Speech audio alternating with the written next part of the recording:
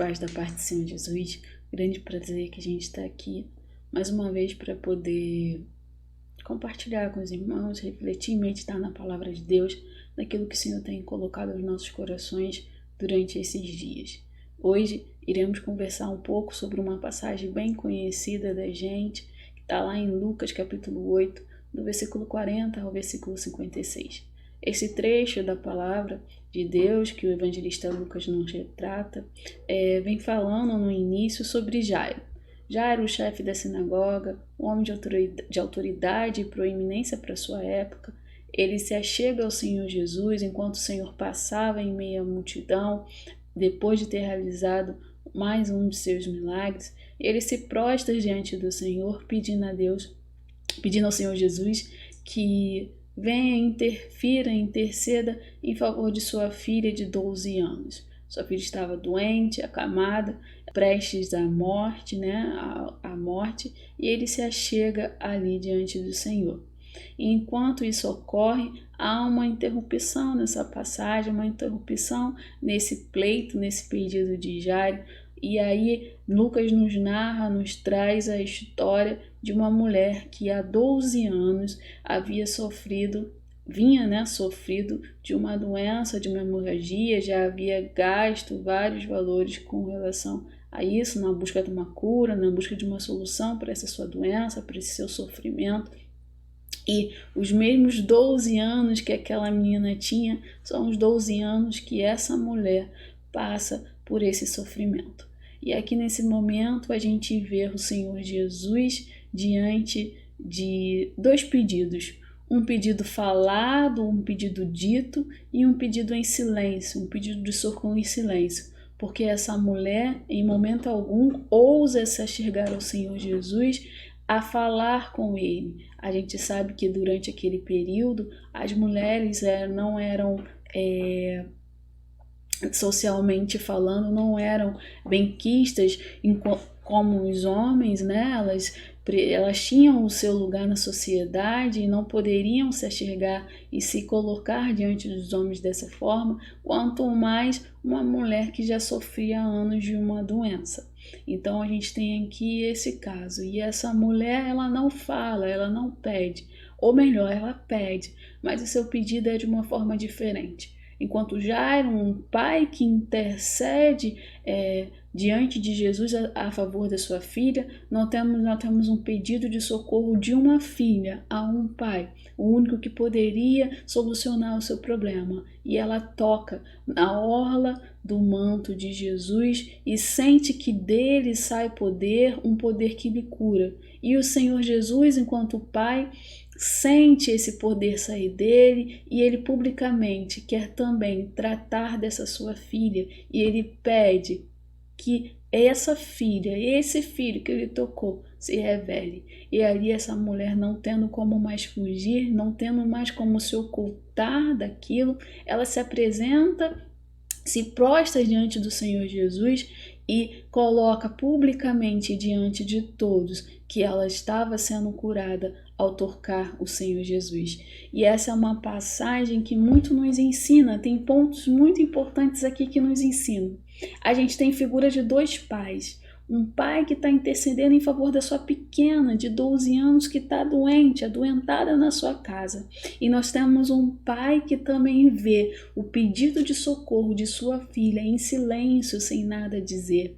E aí você pode pensar e conjecturar como Jairo se sente naquele momento. Ele precisava que o Senhor Jesus agisse de forma imediata, porque sua filha estava sofrendo, padecendo, e tão logo poderia acontecer o pior, a sua morte. E ele vê o Senhor Jesus, o único que poderia solucionar o seu problema, parar diante de uma mulher que já vinha sofrendo há muito tempo. Ela já sofria durante 12 anos e muito provavelmente aquela doença não levaria ela a óbito naquele momento, enquanto a sua filha sim. Mas a gente enxerga o Senhor Jesus tratar de uma forma diferente e de uma forma justa, e que a gente às vezes não entende por que isso acontece. O Senhor Jesus também era pai, ele tinha uma filha fazendo um pedido de socorro silencioso naquele momento, e ele precisava atender essa filha, assim como Jairo pedia que ele atendesse a sua filha também. E aí a gente vê Jesus numa cena dizendo assim: para tudo, a minha filha chama por mim. Ela pede por socorro, eu ouço porque eu sou seu pai, eu sei que ela pede por socorro, eu ouço. Ela me tocou, ela quer que eu faça alguma coisa por ela. O Senhor viu a sua filha ali e ele ouve esse pedido silencioso de socorro e ele, enquanto um pai presente, ele para tudo para atender aquela sua filha. Os seus anos de sofrimento, eles chegaram ao fim naquele momento. Aquela filha que por tanto tempo passava por um sofrimento, tinha chegado ao fim o seu sofrimento naquele momento, porque o pai ouviu aquele clamor silencioso. E aí a gente pensa, eu conjecturo e eu imagino ele se achegando a Jairo e falando: Jairo, como um pai você me entende? Como um pai você me entende que eu preciso atender o pedido do meu filho? Nenhum mal acontecerá à sua filha, Jairo. Não temas, crê somente. Mas como pai eu preciso atender a minha filha também. E aí há uma canção muito linda que o coral até cantou na cantata do ano passado, que vem falando que Deus tem um milagre certo na hora certa. Deus tem um motivo certo para cuidar da nossa vida como ninguém. A gente fala de Deus como alguém que nos conhece, que nos ama. O milagre que a gente precisa, Ele tem. Ele quer nos ajudar, Ele quer se enxergar a nós, mesmo que as circunstâncias nos digam não, mesmo que tudo não diga não. E a canção vai dizer: não desista, insista, meu irmão. Siga em frente em direção ao seu alvo. E aí a gente vê que Deus não falha. Diante dessa cena, a gente vê que Deus não falha. Deus, assim como Paulo vai dizer em Efésios 3:20, Ele é poderoso para fazer infinitamente mais daquilo que pedimos ou pensamos. Aquela mulher não verbalizou o seu pedido. Aquela mulher talvez só pensou durante todo esse tempo: há alguém que pode me ajudar.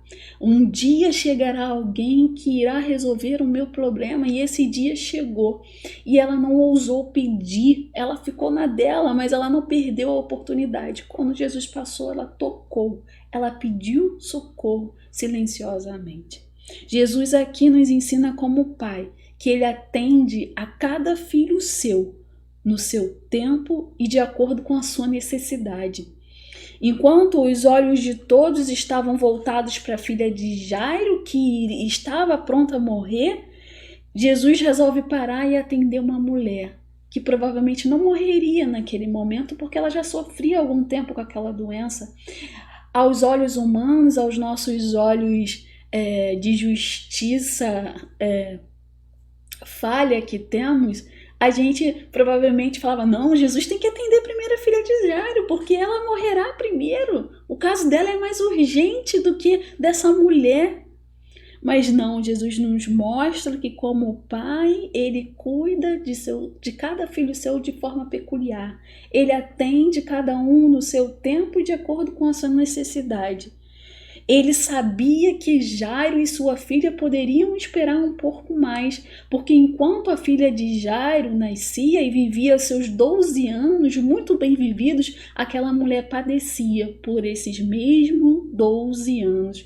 E qual o senso de justiça que temos nisso? Entende? Deus sabe quando deve atender os nossos pedidos e se deve atender. Ele que sabe, ele que julga. Para muitos, talvez ali presentes naquele momento, diante daquelas duas situações, já que a passagem de Lucas nos relata que havia uma multidão cercando Jesus ali, talvez para muitos ali naquele momento estavam pensando que Jesus estava agindo de um modo errado. Não, o Senhor está fazendo errado, está errado, a prioridade não é essa, a prioridade é a filha de Jairo. A filha de Jairo está padecendo, está nas últimas. O Senhor está deixando que uma menina de 12 anos morra, que tem uma vida toda pela frente, enquanto essa mulher já viveu muito tempo e o que ela está passando nesse momento não vai matá-la. Entende? Fora disso, tem a questão social ali. Jairo era o chefe da sinagoga, alguém de influência, alguém que liderava a parte administrativa do templo da sinagoga. Não era qualquer um que estava pedindo e se prostrando diante do Senhor, enquanto do outro lado, em contraponto, a gente tem uma ninguém que nem é citado o seu nome. Jesus quebra aqui todos os paradigmas e todos os tabus sociais, religiosos, morais, de justiça da época e de hoje. Ele nos mostra que não há preferência, não é porque você ocupa uma posição social melhor, não é porque você tem uma posição religiosa melhor, é um pastor, um bispo, um líder de algum cargo, algo assim, que você tem um lugar de preferência naquilo que o Senhor atende ou deixa de atender. Entende? Não é privilégio, ele é justo, ele é bondoso, ele é misericordioso, ele é gracioso, ele é amoroso. Ele é um pai presente que atende e está pronto a servir a cada filho seu de forma peculiar e particular. A filha de Jairo era sua filha única, sim. Sim, ele poderia perder sua única filha, sim.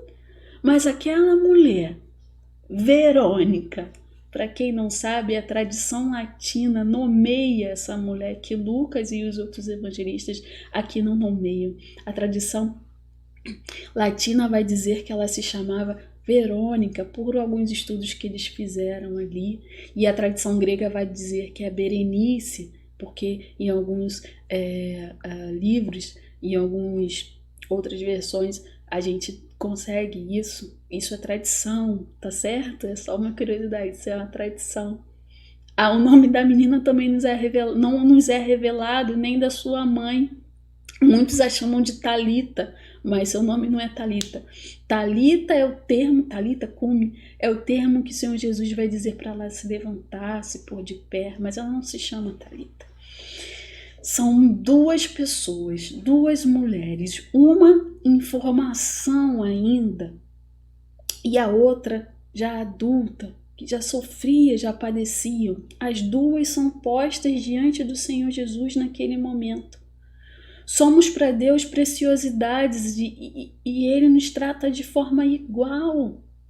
Somos únicos, nossos dias são contados mesmo antes de estarmos formados no ventre de nossas mães. Deus cuidará de nós por toda a vida Ele nos acompanhará, isso nos é dito na tua palavra. E ao final Ele fala, vira para aquela mulher, vira para Verônica e fala, ânimo, coragem, minha filha. Atualmente há um bordão, um meme, né, usado aí na internet, muito vindo do que Drauzio Varela fala, coragem, minha filha. Coragem, minha filha. É isso que Jesus vira para ela. Sim, paz, a tua fé te curou. Que Deus possa aumentar a nossa fé assim como dessa mulher, porque ela teve uma fé tremenda de que para ela só bastava tocar. O seu pedido de socorro foi silencioso. Ela sabia que ao tocar dele sairia poder e ela seria curada. Eu só preciso lhe tocar.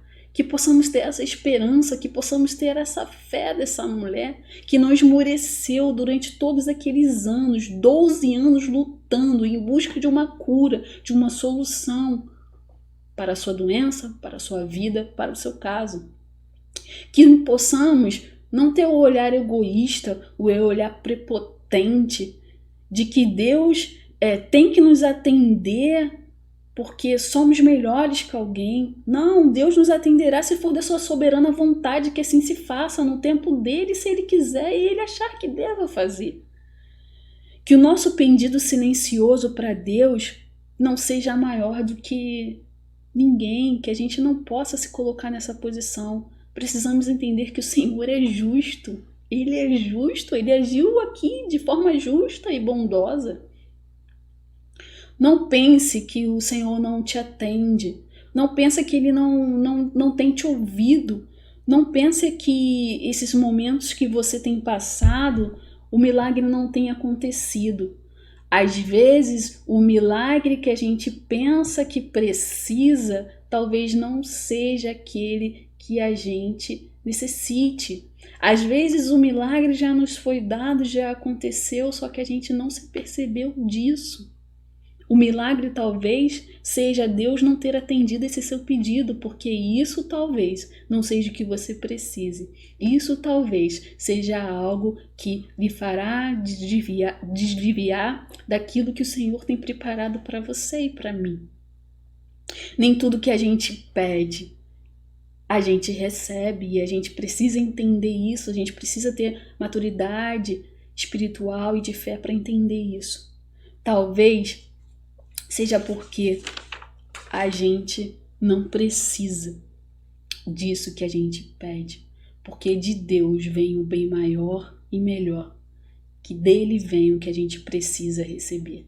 Que nesse dia a gente possa entender isso, que nesse dia a gente possa entender que o Senhor não tem atendido o nosso irmão porque ele é melhor, porque ele ocupa um cargo melhor na sociedade ou na igreja. Não, nosso Deus é justo, ele é um Pai presente, amoroso, bondoso, misericordioso. E ele irá nos atender conforme a sua vontade, conforme você querer. Jairo estava ali intercedendo pela sua filha, assim como Deus, naquele momento, agiu como um pai e intercedeu por aquela mulher que não tinha ninguém naquele momento que poderia interceder por ela. O Senhor se fez presente. Se hoje você se acha sozinho, abandonado, sem ninguém que lute por você, saiba que o Senhor tem ouvido os seus gemidos inexprimíveis, aqueles anseios, aqueles desejos do seu coração que você às vezes não consegue nem verbalizar. O Senhor tem visto, o Senhor tem ouvido.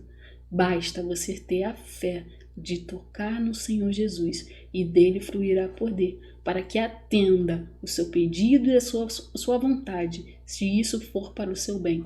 Precisamos lembrar daquilo que Paulo fala em Romanos. Tudo coopera para o nosso bem. Tudo tem cooperado para o nosso bem, mesmo em tempos em que a gente não entende isso e a gente não enxerga isso. Deus tem um milagre certo, na hora certa, para você também. Deus tem um motivo certo para cuidar da sua vida como ninguém.